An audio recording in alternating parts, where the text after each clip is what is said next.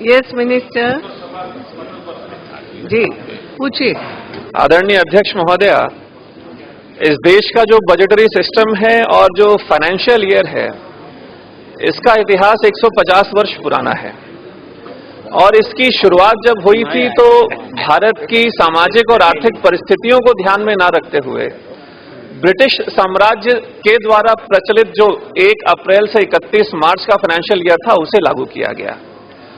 इसकी वजह से लंबे समय से भारत जैसे देश को 2 बहुत बड़े नुकसान हुए हैं। हमारे बजट का पैसा जब तक क्रियान्वयन की ओर जाता है, हमारे फाइनेंशियल ईयर में अप्रैल और मई और जून के अंत में 3 महीने लगभग हम नुकसान में रहते हैं।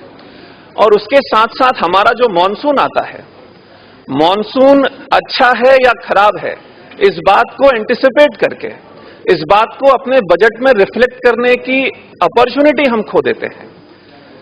लगातार इस विषय पर आजादी के पहले से भी और उसके बाद भी कई कमिटीज ने अपनी रिपोर्ट दी है। फर्स्ट एडमिनिस्ट्रेटिव रिफॉर्म कमीशन ने अपनी रिपोर्ट दी है।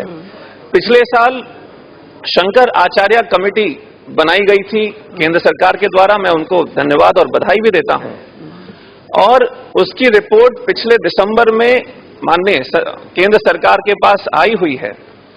महोदय, आज देश जिस तरीके से तेजी से अपने आप में परिवर्तन ला रहा है और देश की जनता का सहयोग मिल रहा है, और इस केंद्र सरकार की नीति, निर्णय और नियत तीनों न सिर्फ रिफॉर्म बल्कि इस देश को ट्रांसफॉर्म करने की दिशा में आगे बढ़ रहे हैं। मैं माननीय वित्त मंत्री जी से जानना चाहता हूं कि क्या फाइनेंशियल ईयर को जनवरी 1 से करने पर केंद्र सरकार विचार कर रही है? धन्यवाद।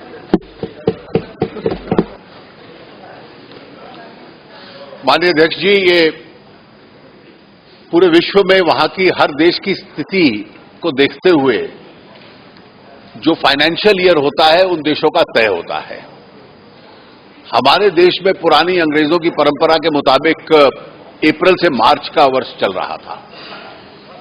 कई ऐसे देश हैं जहां जून से फाइनेंशियल ईयर शुरू होता है और कई देशों में जनवरी से शुरू होता है। हमेशा एक तर्क दिया जाता है, एक जो माननीय सदस्य ने दिया, कि यहां की जो कृषि व्यवस्था है उसको मद्देनजर रखते हुए हम क्या इस फाइनेंशियल ईयर को अपना एडवांस करें।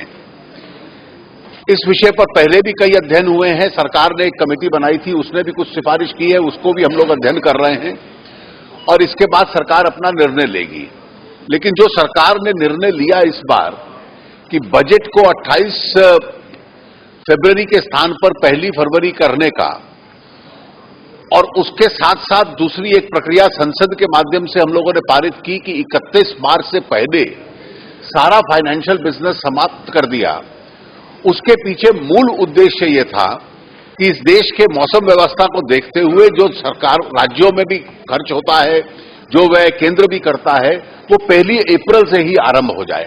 अन्यथा अगर बजट जाकर मई के महीने में पारित होता था तो व्यवहारिक रूप से जब बरसात का मौसम शुरू हो जाता था तो खर्चा उसके बाद से शुरू होता था। तो इस समस्या का एक हिस्सा तो हम लोगों ने ऑलरेडी एड्रेस कर दिया है, बजट की तारीख को एडवांस करना और 31 मार्च से पहले करना। इसके अतिरिक्त कोई परिवर्तन की आवश्यकता है कि नहीं है, जो रिपोर्ट्स की सिफारिशें आई हैं सरकार उसके ऊपर अध्ययन कर रही है। आदरणीय अध्यक्ष महोदया, हमारा जो फाइनेंशियल ईयर है वो अभी भी जो जनरल क्लॉज एक्ट 1897 अंग्रेजों के जमाने से चला आ रहा है उससे डिराइव होता है। और आज भी हमारे संविधान में, हमारे कॉन्स्टिट्यूशन में फाइनेंशियल ईयर डिफाइन नहीं है। मैं आदरणीय मंत्री जी से ये जानना चाहता हूं, आदरणीय वित्त मंत्री से जानना चाहता हूं कि तमाम जो हम आर्थिक सुधार कर रहे हैं उसी दिशा में आपका एक सकारात्मक कदम क्या सरकार विचार कर रही है कॉन्स्टिट्यूशन में डिफाइन करने के लिए? धन्यवाद। अध्यक्ष जी, ये एक नीतिगत मामला है, प्रशासनिक मामला है, और हर प्रशासनिक मामले को संविधान के अंदर लिखा जाए इसकी आवश्यकता नहीं है।